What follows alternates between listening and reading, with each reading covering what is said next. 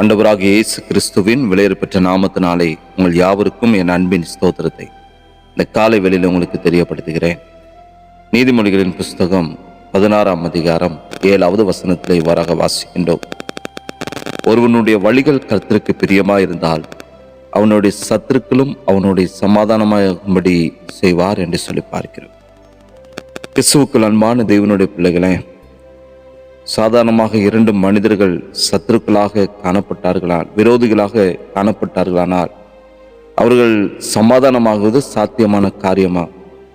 அல்லது நம்மை சத்துருக்களாக நினைக்கிறவர்களுடன் சமாதானமாக நாம் வாழ்வதற்கு நம்முடைய மனமானது விரும்புமா? சமாதானமாகுவது சாத்தியம் என்று பதிலளிக்கிற வேத வாக்கியம்தான் ஒருவனுடைய வழிகள் கர்த்தருக்கு பிரியமாயிருந்தால் என்றதான ஒரு நிபந்தனையும் இங்கே கொடுக்கப்பட்டுள்ளது. அதாவது என்னுடைய வழிகள் கர்த்தருக்கு பிரியமாக காணப்படுகிறதன பொழுது எனக்கு சத்ரு என்று யாருமே இருக்கவே முடியாது. பிற்பாடு சமாதானத்திற்கான சாத்தியத்தை குறித்த கேள்வியை நம்முடைய வாழ்க்கையில ஒரு நாளும் உண்டாகுது.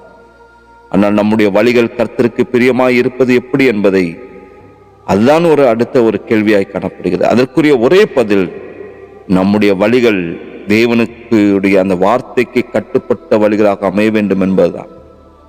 சத்துருக்களை குறித்து தேவனுடைய வார்த்தை நமக்கு அழகாக கற்பிப்பது என்னவென்றால், உன் சத்ரு பசியா இருந்தால் அவனுக்கு ஆகாரம் கொடு. அந்த ஆகாரத்தை பசியார உண்பவன் எப்படி மேலும் நம்முடைய வாழ்க்கையில சத்ருவாக காணப்பட முடியும்? உலக பொருட்களினால் நண்பர்களை சம்பாதித்துக் கொள்வது போல உலக பொருட்களினால் சத்துக்களை சிநேகிதர்களாக மாற்ற ஒவ்வொரு நாளும் முயற்சி செய்ய வேண்டும். அது மாத்திரமல்ல, உங்களுக்கு சத்துருக்களாய் காணப்படுகிறவர்களுக்காக நீங்கள் ஜெபியுங்கள் என்று சொல்லி ஆண்டவர் சொல்லுகிறார்.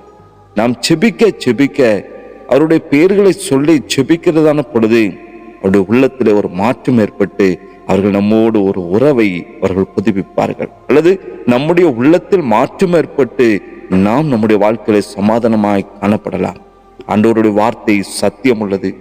எனவே நம்முடைய சத்துருக்களாக நாம் நினைக்காதவர்களாக தேவனுடைய வார்த்தைக்கு கட்டுப்பட்டவர்களாக நாம் நடக்கிறதான பொழுது அவர்கள் நம்மோடு கூட சமாதானம் ஆகும்படி சாத்தியங்களை கர்த்தரை ஏற்படுத்தி கொடுக்கிறவராக காணப்படுகிறார்.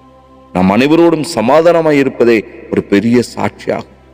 இன்று நாம் அநேகருக்குள் பலவிதமான கோபங்களும் முன்விரோதங்களும் சக விசுவாசிகளை பற்றிதான முறுமுறுப்புகளும் நம்முடைய வாழ்க்கையில இருக்கதான் செய்கிறது.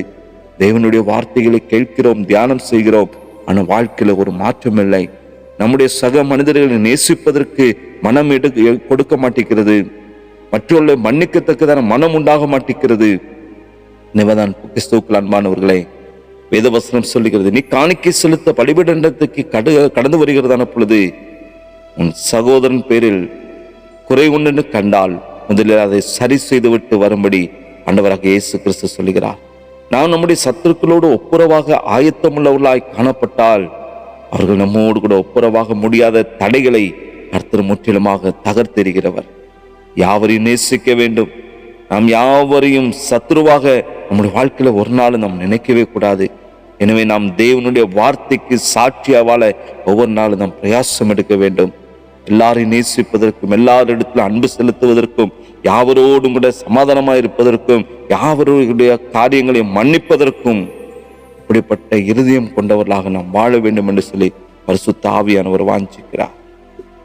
எனவே ஒவ்வொரு நாட்களும் இப்படிப்பட்ட சமாதானத்தை, யாவரோடு சமாதானமாய் இருக்க வேண்டுமானால் குறைவுகளை பார்க்காதவர்களாக நிறைவுகளை பார்த்து யாவரையும் மன்னிக்கத்தக்கதான மனப்பக்குவத்தை, தாழ்மையை, இப்படிப்பட்ட எண்ணத்தை ஆண்டவரே இந்த காலை பொழுதுல நீர் எனக்கு தாருமா ஆண்டவரே என்று சொல்லி நம் தெய்வ சமூகத்திலே கேட்கிறதான பொழுது நாமும் சமாதானமாய் வாழலாம், மற்றுள்ளவர்களும் சமாதானத்தின் பாதையில நடத்தலாம்.